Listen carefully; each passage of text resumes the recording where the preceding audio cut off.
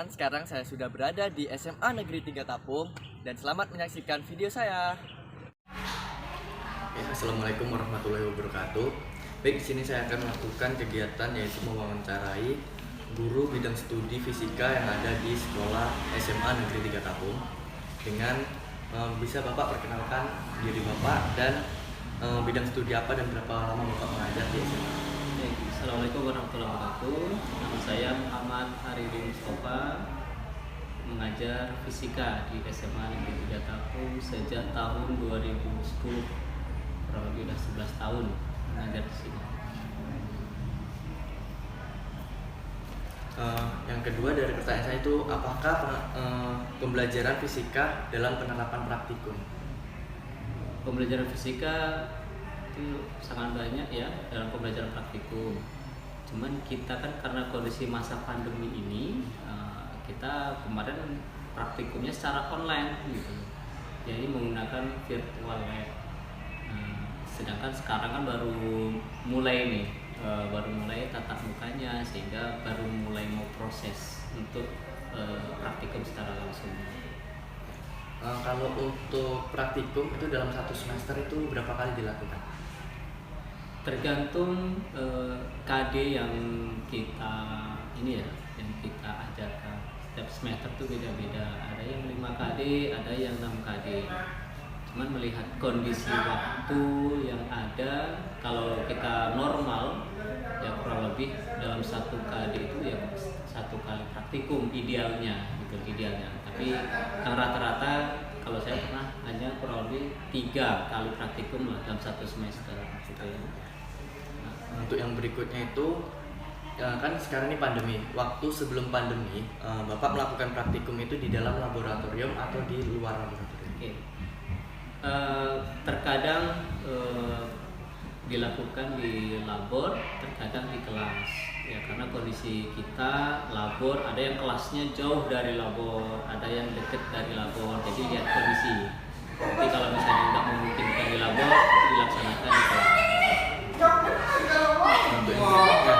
Apakah semua siswa dapat berpartisipasi dalam kegiatan praktikum?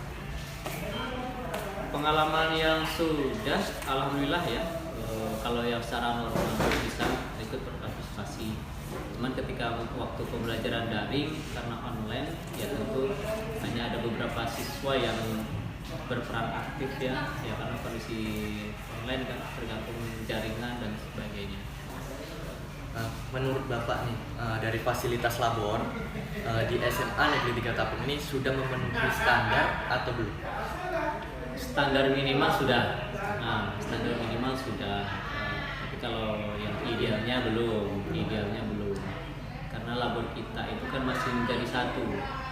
Labor fisika, kimia, biologi itu masih dari satu ruangan. Kan jadi Bapak nih belum memenuhi standar. Jadi dalam mengoptimalkan proses pembelajaran praktikum itu bagaimana Bapak untuk ke depan?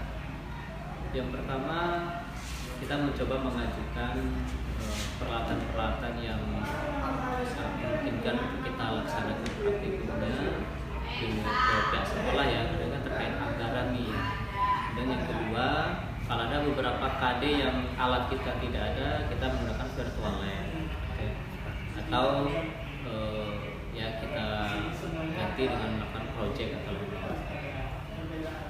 saat melakukan praktikum, kendala yang sering Bapak alami sampai saat ini, dan itu bagaimana Bapak memberikan solusi?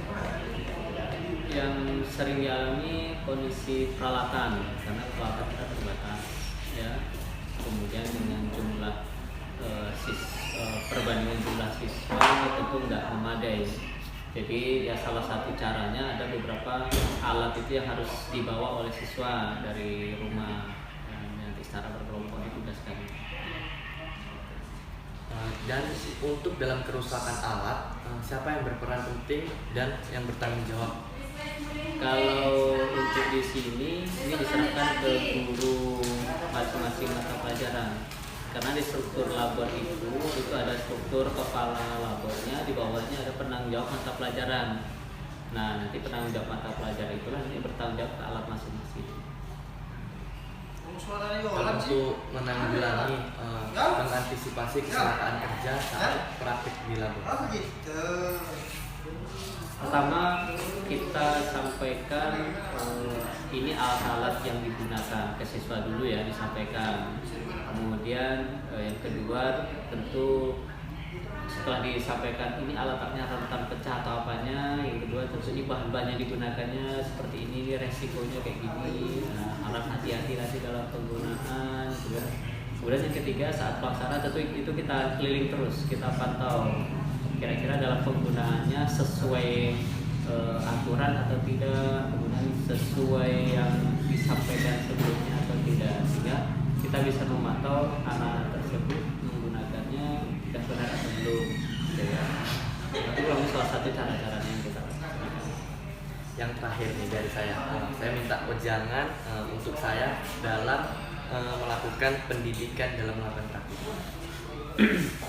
Dalam melakukan praktikum itu yang pertama kita harus mencoba terlebih dahulu apa yang akan kita praktikumkan, karena agar kita paham gitu loh, mulai tahapan-tahapannya. Kemudian ada kemungkinan dia akan gagal, ada kemungkinan dia berhasil. Nah, ketika kita coba, kita bisa.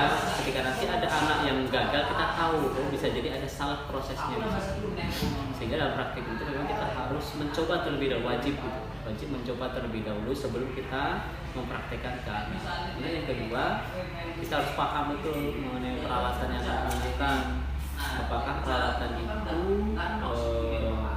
memang bisa diganti dengan alat lain atau tidak gitu, mana tahu kita tidak memadai alatnya gitu kan. Yang ketiga terus ya mempelajari betul langkah-langkah kerjanya ya, atau lembar kegiatan peserta didiknya, sehingga kita paham runtutan dari awal sampai akhir, kemudian tujuan praktikumnya itu untuk apa kita tahu. Nah, itu memang biasanya kalau yang pertama-tama praktikum biasa ada grogi dan sebagainya, tapi kalau terbiasa lama-lama sangat terbiasa mengatasinya. Dan yang penting Afan jangan lelah atau capek untuk belajar, untuk memperbaiki dari yang sebelumnya agar kedepannya lebih baik. Oke, terima kasih atas waktu Bapak. Saya ucapkan terima kasih yang sebanyak-banyaknya. Saya akhiri untuk video hari ini. Terima kasih. Assalamualaikum warahmatullahi wabarakatuh. Waalaikumsalam warahmatullahi wabarakatuh.